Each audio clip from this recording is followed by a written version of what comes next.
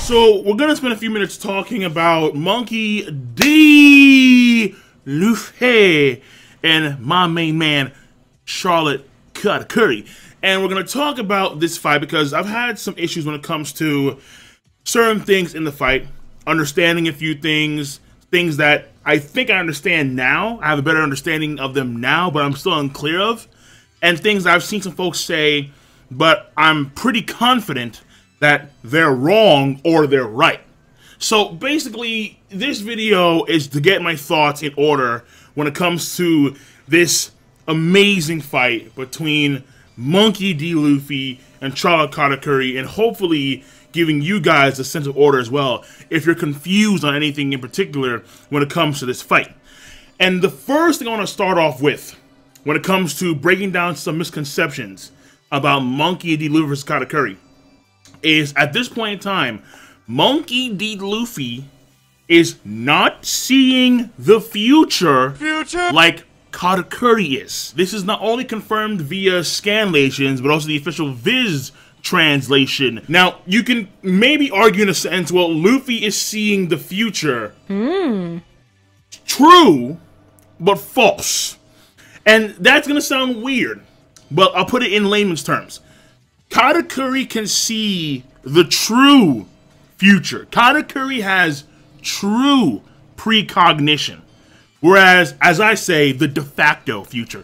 But Luffy can only see the intent of Charlotte Katakuri. So his insight on Charlotte Katakuri's movements is in some degree precognition, because Luffy has insight on what Katakuri is going to do before Katakuri does it, because Luffy is gaining a greater sense of Katakuri's presence. So by gaining a greater sense of Katakuri's presence, he is able to gain a greater sense of Katakuri's intent. Therefore, from that standpoint, there is some precognition involved. Being able to know what Katakuri is going to do in advance, that is different than actually seeing the legitimate, true, de facto future. So let's not confuse that. That may sound weird, and I'm pretty sure some folks, because folks are still confused. Even though I did a video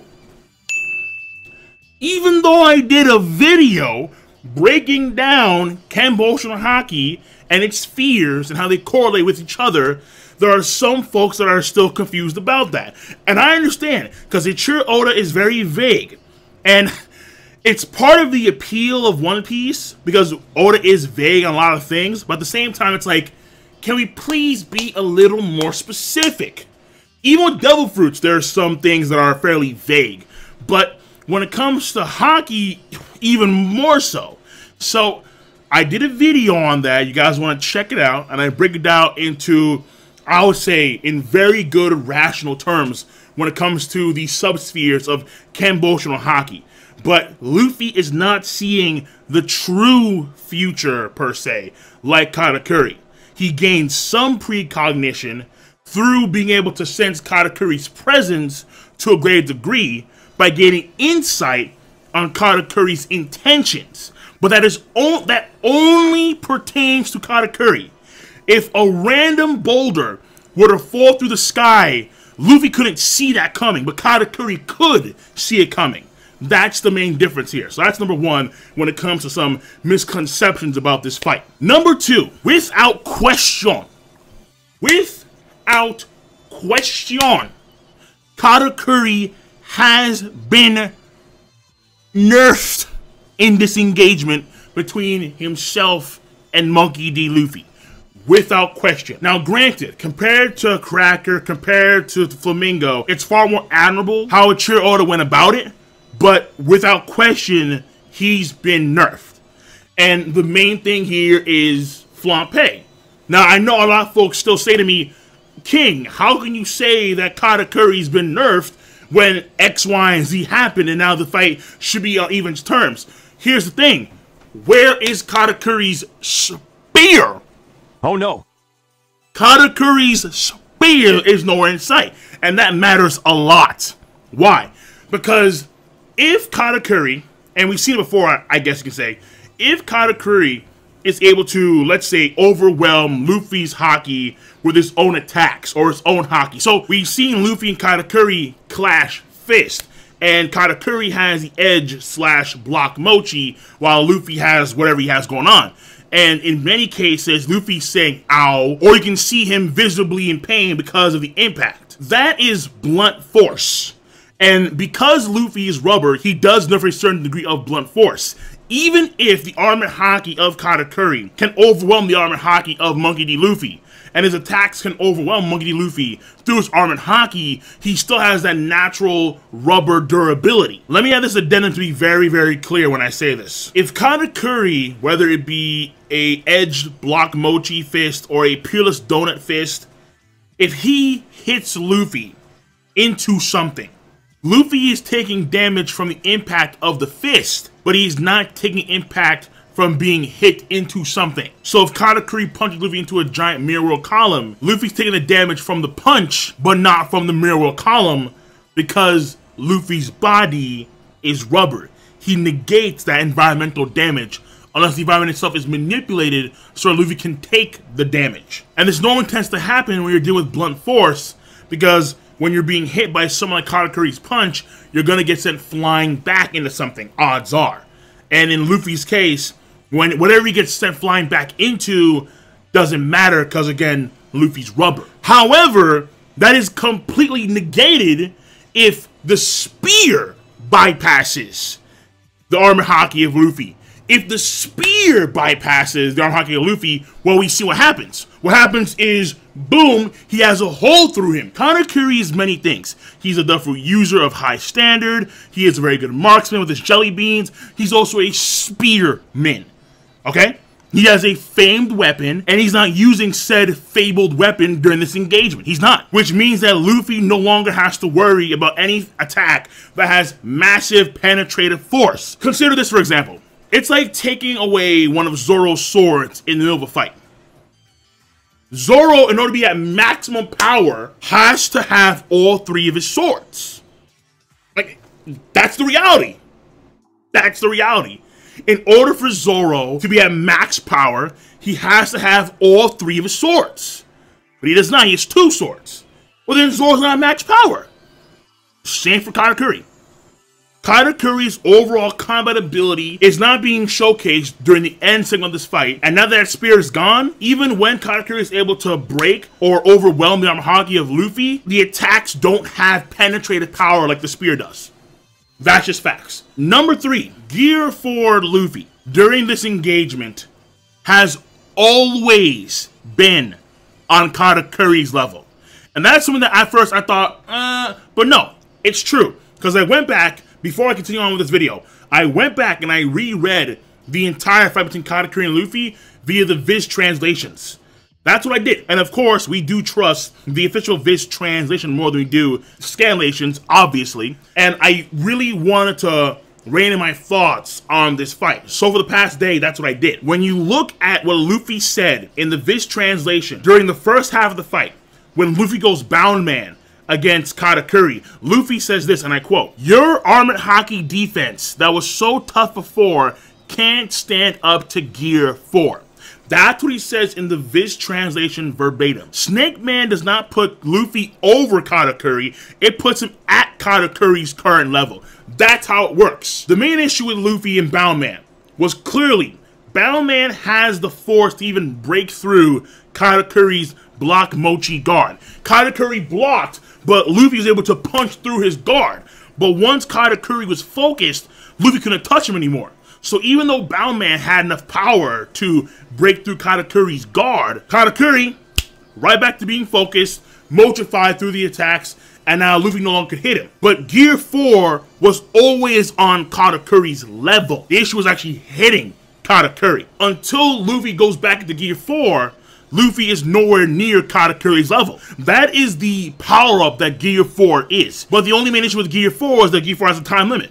Luffy cannot stay in Gear 4 for a long period of time. Like, what, 30 minutes, 40 minutes max, and that's it, he's done. Where in this fight, we've been going for hours and hours, quite literally. And this leads to the next point. The reason why, and I thought it was weird too, why didn't Luffy use Snakeman earlier in this fight, considering Luffy was getting his butt handed to him every second, absolutely decimated by Katakuri? It was the slam jam all day, every day, 24/7, 365. Come on and slam, and welcome to the jam.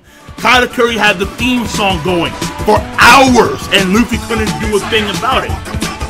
And on top of that, you have to wonder, Luffy, according to Flampe, has taken fatal blows, several fatal blows during this fight, and Luffy still didn't use Snakeman. Well, there's two reasons for that. The first one, which I just explained, if Luffy uses Snakeman, yeah, he can tango. He can be at Katakuri's level for 40 minutes, but then after that, what happens? Well, and then Katakuri proceeds to dismantle Luffy. But then taking all that into consideration, how is it that Luffy's gonna beat Katakuri? Well, then this leads up to another point. This, I think, ultimately is gonna be how Katakuri, if he is defeated, even though I would love Katakuri to win, odds are ain't gonna happen. Odds are Luffy wins this fight. And this goes back to the next point. The second reason why Luffy didn't use Snakeman earlier in the fight, and he chose to get his butt handed to him for hours upon hours. At the end of part 1 of the fight, when Luffy's in Bowman against Katakuri, Katakuri says something along the line of, you know that as long as I maintain my calm, my composure, I am effectively invincible. And Luffy says in response, you will expose your weakness again.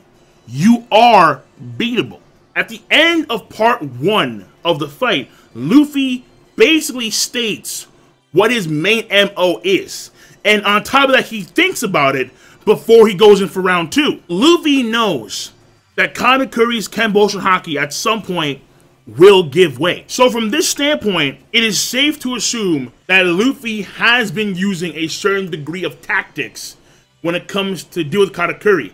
He ran away, and then he came back because he had the game plan now of trying to diminish the efficiency of Charlotte Katakuri's Kamboshin Haki, if not completely deplete it, because that is the backbone of Katakuri's invincibility. So for me, that clears up the whole Snakeman issue of why didn't he use Snakeman earlier in the fight when he was getting his butt handed to him. At the end of it, he's probably, because I don't think that the fight's over yet, at the end of it, his Kamboshin Haki is going to give way, and that's going to be the opening Luffy needs to deliver maximum damage and take out Katakuri. But if Luffy goes Gear 4 at the beginning of the fight, if you just leave Katakuri and Luffy to their devices, no Flampe involved,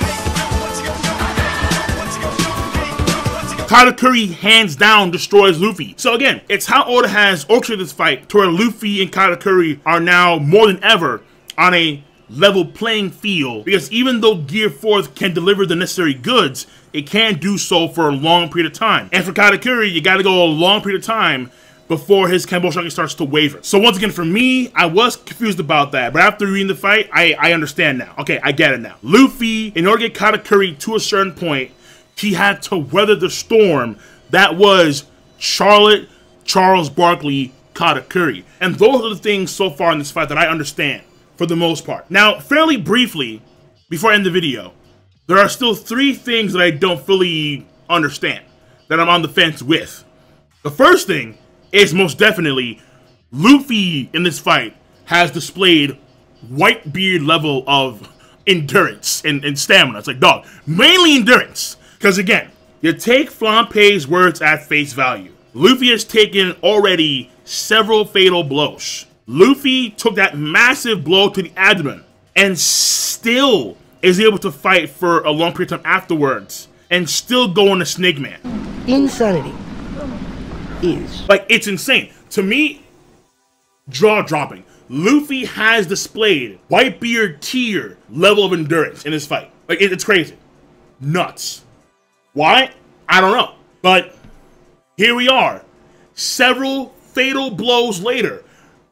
Luffy needed a blood transfusion in Fishman Island after Horty Jones And after he did the elephant galloping for a long period of time. And now he can, several fatal blows later. Like, essentially, as far as I see it, unless the Germa have some crazy tech to heal Luffy, which they probably do actually, or Jinbei, they drain Jinbei of all of his blood and give it to Luffy, I don't see how he survives the aftermath. I really don't. So, it's gonna probably be Germa, but maybe Jinbei again. I don't know. But regardless, Luffy in this fight has displayed a huge amount of endurance. A lot of stamina. But mainly it's the endurance, like dog. And he still goes gear forth after that. A hole, and he continues. That's the first thing I don't really understand. The second thing that I'm on the fence with, mainly. I understand it kind of now, but it's still iffy. Luffy decides to use Snakeman at this particular point in time.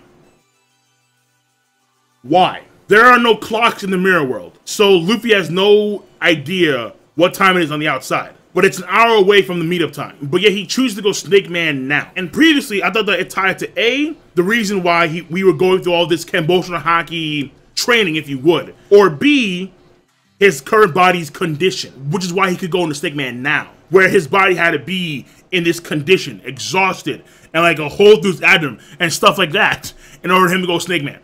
But from what we've seen, no. Not even. Not even.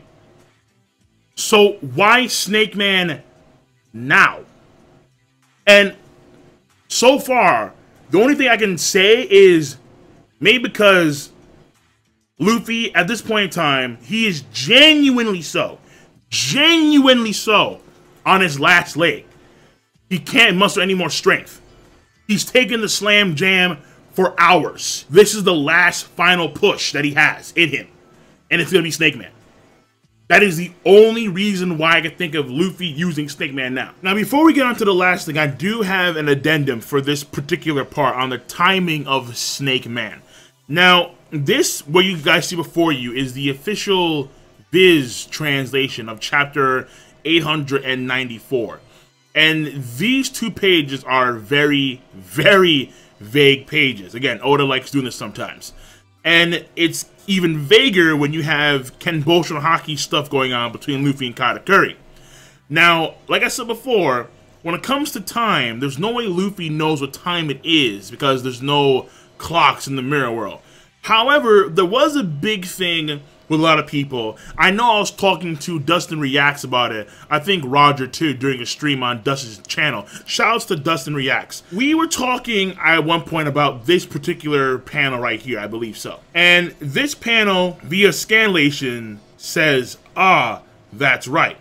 Via Viz official translation, the better translation, of course, says, "Yeah, that's right."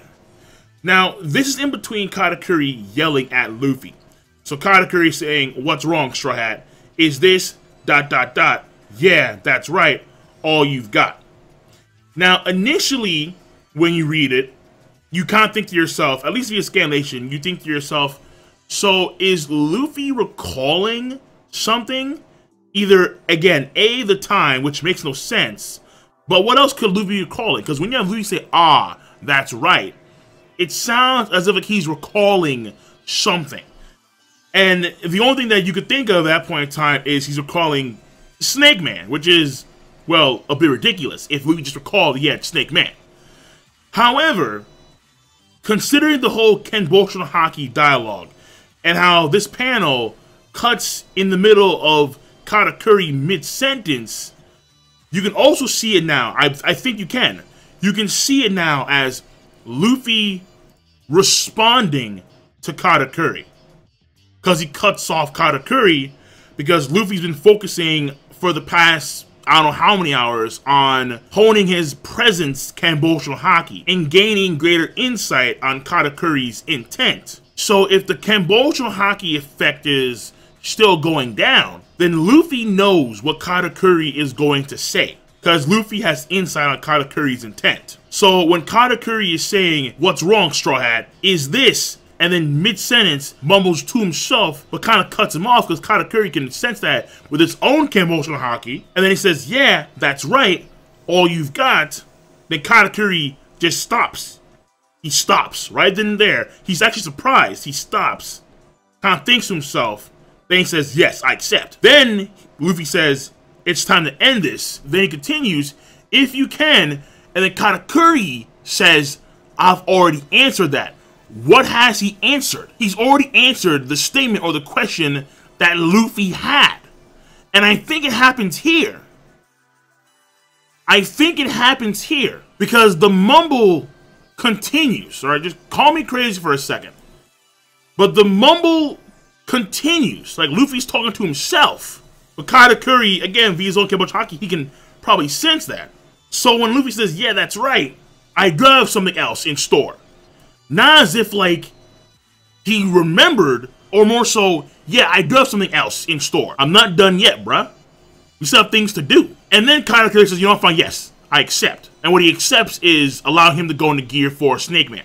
So you could read it in that light, too. I thought there was only 2 ways to read it, but I think there's a 3rd way now.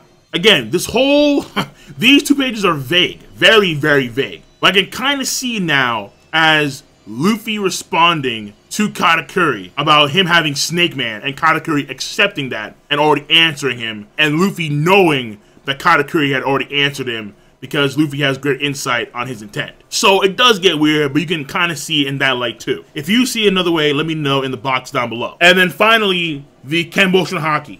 This one, I'm more on the fence, but I'm actually more on the fence of I think I understand now why Oda spent so much time focusing on the Kenbochi Haki. You see, once again, I figured that the Kenbochi Haki, the reason I was being trained so much, when Snakeman was announced in the last chapter, chapter 894, one of the possibilities I thought was because he needed to have his Kenbochi Haki to a certain degree, to a certain level, so he could use Snakeman. But not the case at all.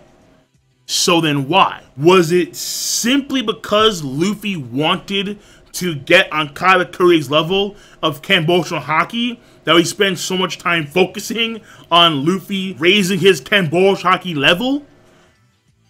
No. Yes, but no.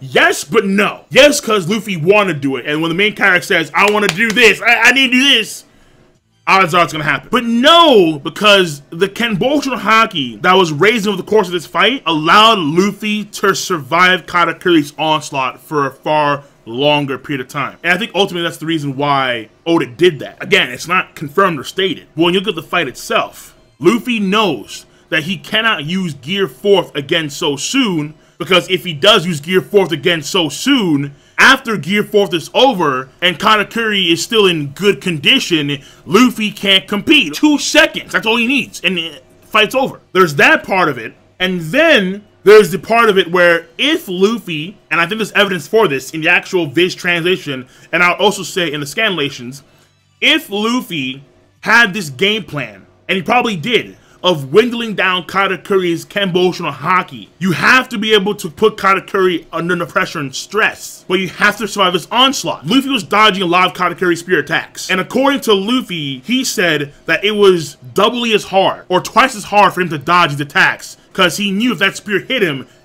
it was night-night. But on Katakuri's end, it was the same thing. It was twice as hard to do all this. Because of Luffy's rubber and elastic body, he was able to dodge the attacks far more than Katakuri had experienced before in a fight. Normally, people don't dodge Katakuri that often, but here Luffy was dodging attacks in odd ways because of his stretching. So Katakuri found that twice as difficult as well. Add that to the Kenbochi Haki factor, you continue to dodge Katakuri attacks, and over the course of hours upon hours, that stretch is going to accumulate. Finally, at the end of it, we'll see it soon probably, Katakuri's Kenbochi Haki is going to just be gone, because there is a limit to how much Haki someone can use. So if Luffy comes into this fight with just the MO of surviving Katakuri's onslaught to get his Kenbochi Haki to a lower level, a much lower level, or make it deplete entirely, then it makes a lot more sense as to why Oda spent so much time on Luffy honing his Kenbochi Haki. But again, nowhere near confirmed in the story, that's my assumption. That's how I perceive it. But now I'm leaning more towards the side of it actually makes sense, as opposed to it doesn't make sense. The other two, with Snakeman itself, I'm on the fence with. And his stamina and his endurance, his stamina and his endurance, okay, alright, okay. So, hopefully you guys and gals can answer those last 3 questions for me, and hopefully help me understand a little more about those 3 questions I have when it comes to this fight. But hopefully I helped you guys and gals, things that you may have questions for when it comes to Luffy versus Katakuri. So, that being said, guys and gals, I am done. Be sure to rate the video. It is not that hard to do. I guarantee you that, because I know that you all have a device called Zmousu, and you use Zmousu to click, rate the video, to click, subscribe, to click on that bell to join the squad, and of course, comment in the comment section down below. Peace, and have a nice goddamn day.